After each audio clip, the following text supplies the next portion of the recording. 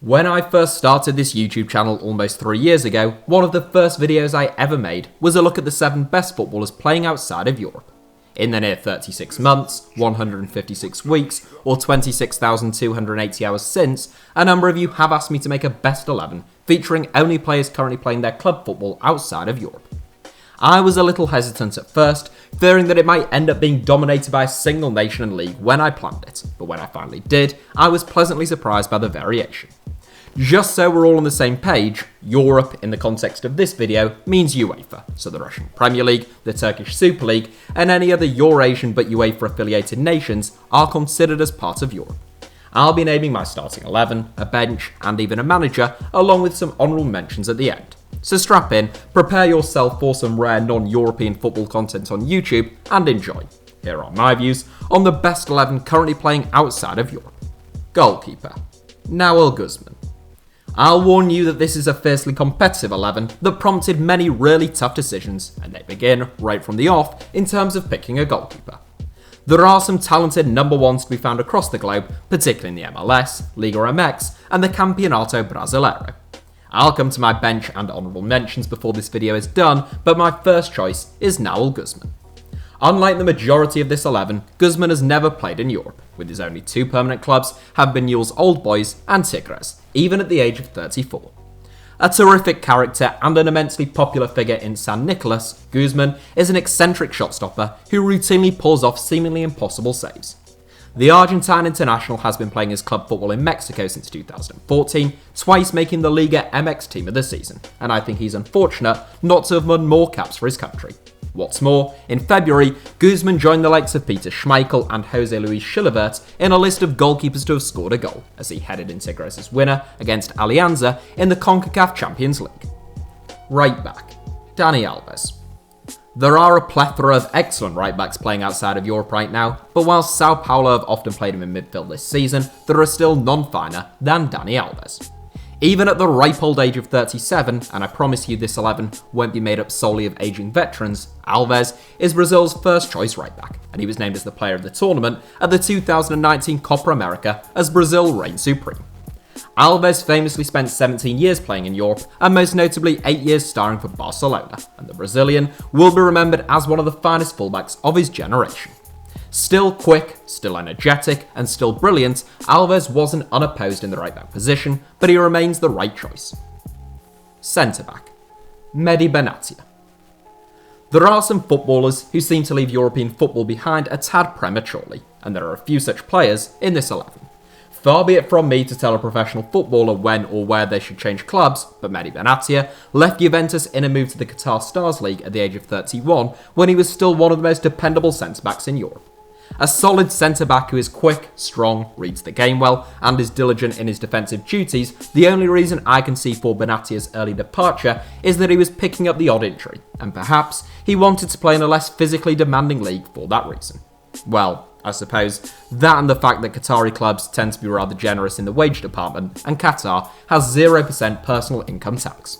Anyhow, Benatia has been with Al Duhail since January 2019, and the French-born former Morocco international has to make this 11.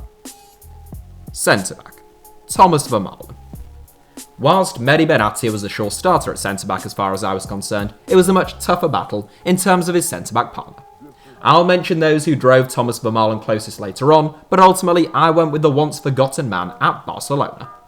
Vermaelen is a very capable footballer who can play at centre-back or left-back. He's intelligent, good on the ball and powerful in the air, and he has won 78 caps for Belgium despite making just 34 La Liga appearances during 5 years with Barcelona. Vermaelen has had his injury problems, but he remains a regular for Belgium, and he won 7 caps in 2019 alone. The 34-year-old, who once made the PFA Premier League Team of the Year in his first season in England, now plays in Japan for Vissel Kobe. Left-back, Felipe Luis. Brazil bagged both fullback positions as we return to the Campeonato Brasileiro at left-back. Felipe Luis first moved to Europe with Ajax as a teenager, but he would be best remembered for his 8 years, over 2 separate stints, with Atletico Madrid. A favourite of Diego Simeone's, Luis is smart, industrious, and more than capable going forward. An excellent technician and a dangerous crosser of a ball, Luis was one of the most consistent and impressive left-backs in European football during the previous decade. He has been back in Brazil since last summer, joining high-flying Flamengo and enjoying much success. In under 12 months, Luiz has won 4 trophies in Rio, including both the Campeonato Brasileiro title and the Copa Libertadores, and he won 6 caps for Brazil at left-back in 2019, despite formidable competition. All things considered, I couldn't pick anyone else at left-back. Defensive midfield. Paulinho. I've gone for another Brazilian in holding midfield, but this one plays his club football in the Chinese Super League. Paulinho is a player who will be familiar with almost every one of you, given his stints with Tottenham and Barcelona, in addition to the fact that he won 58 caps for Brazil. Despite a difficult couple of seasons in North London, Paulinho is a real talent, and he didn't look at all out of place during his time at Barcelona just 2 short seasons ago. In fact, he was one of the club's most impressive midfielders that season. Energetic and athletic, Paulinho can play anywhere through the span of midfield, but it's in a holding role that I've put him. For those of you who don't know, the 31-year-old plays his club football for Guangzhou Evergrande in the Chinese Super League, where he has scored a stupendous 35 goals in 61 games since returning from Barcelona. Central midfield. Oscar. Sticking to the China-based Brazilian theme, in central midfield is another former Premier League player and another man who you could certainly argue left European football far too soon. Oscar is a very good footballer. Quick, 2-footed, hard-working, creative and good on the ball, he won 47 caps for Brazil before he'd even turned 24. Those are Neymar-like numbers, and if it wasn't for Neymar, you would have said in 2014 that Oscar stood a good chance of overtaking Cafu as Brazil's most capped player of all time one day. At Chelsea, Oscar was among the first names on the team sheet, once making 64 appearances in a single season, and even convincing Jose Mourinho to axe the Blues' reigning player of the year, Juan Mata. Why then, at the age of 25, did Oscar leave behind a life of Premier League titles and World Cup teams of the tournament in favour of the relative obscurity of China and the inevitable international wilderness that would accompany it? Well, I suppose there were 540,000 reasons, since that is apparently the amount that the Brazilian earns a week in pounds sterling, making him one of the best paid footballers on earth. Not bad work if you can get it, but Oscar is a loss to the European game. Central midfield. Andres Iniesta. He may be 36 years of age, but Andres Iniesta is such a classy footballer that he could probably get away with playing top-flight football until the age of 46. One of the finest midfielders of a generation, Iniesta is a magician with the ball at his feet, supremely intelligent and routinely unplayable. Alex Ferguson considered stopping Iniesta to be the key to stopping Barcelona in their prime under Pep Guardiola, although even the tireless talents of Park Ji-sung couldn't complete that task. Iniesta has been playing in Japan since 2018, where he is a teammate once again of Thomas Vermaalen's, and he has to make this 11. Right wing. Carlos Vela. The 2 flanks were among the most competitive positions in this 11, and there are a couple of omissions that I feel really tested by. In the end, on the right flank, I went for Carlos Vela, who has been the best player in the MLS over the last 2 years.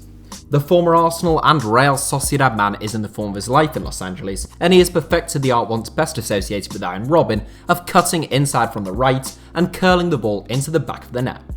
Since calling California his home for the first time in January 2018, Vela has found the back of the net 57 times in 71 games, making the MLS best 11 in each of his first 2 seasons, and he will make it 3 from 3 and possibly even add the league MVP award to his collection in 2020, I suspect. Left wing. Everton. I hope you are sitting tight with no liquids in your mouth that could be spat out any minute now, since I'm about to make a bold claim. I believe Gremio star Everton Sousa Suarez, better known simply as Everton, is the best player in this 11. Clearly, Dani Alves and Andres Iniesta have had far more decorated careers and are legends of the game, but in the here and now, I don't think there's a better footballer playing outside of Europe than Everton, and the fact he is still playing in Brazil at 24 really surprises me. I've seen fees like £25 million talked about for the wide man, and if they are to be believed, in the current market, he could be one of the bargains of the century. Capable of playing anywhere across the forward line, Everton is quick, brilliant on the ball, and incredibly skillful. He has won 14 caps for Brazil to date, winning the Golden Ball at the 2019 Copa America, and in the right team and in the right system, I firmly believe Everton would be a roaring success in any of Europe's top 5 leagues. Centre forward. Gabrielle Barbossa. I said I was comfortable with this 11 not being too focused in a single league, but the Campeonato Brasileiro does still have some domination. 4 of my starting 11 play in Brazil, meanwhile 6 are Brazilians, playing either in Brazil or elsewhere. As centre forward, there were an enormous number of players available to me, and we're very close to those substitutes and honourable mentions now. After much deliberation though, and despite his struggles during his only stint in Europe, my choice is Gabrielle Barbossa.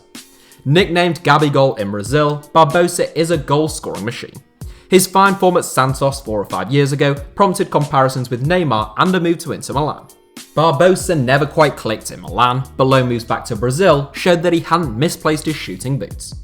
Barbossa is an incredibly gifted goal-scoring menace, who can go 89 minutes without doing much before scoring twice in a matter of minutes to win a game, which is exactly what he did in the 2019 Copa Libertadores final. Last season, Barbossa scored 43 goals in 59 games, and since joining Flamengo on a permanent basis, he scored 11 times in just 10 appearances. Barbossa is gifted, lethal, and still only 23. He'll be back in Europe at some stage, of that I've no doubt. So that's it for my starting 11, but on the bench, I've gone for Club America and Mexico #1 Guillermo Ochoa, Argentine international and the Campeonato Brasileiro's best centre-back Walter Kammerman, his international teammate Gabriel Mercado, who plays his club football in Qatar, Brazilian international and Beijing Guan star Renato Augusto, Flamengo's brilliant Brazilian talent Bruno Henrique, former West Ham and Stoke City turned Shanghai SIPG star Marko Arnautovic, and finally 2018 World Cup finalist and England heartbreaker Mario Mandzukic, currently a teammate of Mehdi Benatia's at Al Duhail, having previously starred for the likes of Bayern Munich, Atletico Madrid and Juventus. In charge of what I think is a really excellent team, I've gone for the nomadic and experienced Portuguese boss Jorge Jesus.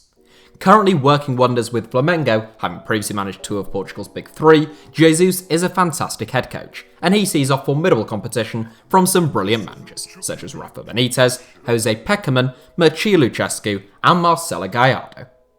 In terms of those who missed out, I obviously can't acknowledge all of the exceptional talent currently based outside of Europe, but particularly honourable mentions go to the likes of Weberton, Wagner, Juanfran, Jeromel, Rafinha, Rodrigo Caio, Lucas Olatza, Marek Hamsik, Giuliano, Gabi, Zika, Guido Pizarro, Karim El Akhmadi, Moussa Dembele, Bafétimbi Gomes, Andre Pierre Gignac, Joseph Martinez, Paulo Guerrero, Sebastian Giovinco, Georgian de Arrascaeta, Joe, and Hugo Gonzalez.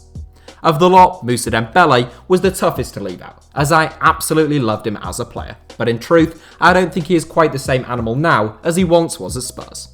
That's it from me then, thank you all for watching, smash that like button if you enjoyed the video, feel free to subscribe if you're a new viewer from outside or within Europe, but most importantly, have a brilliant day.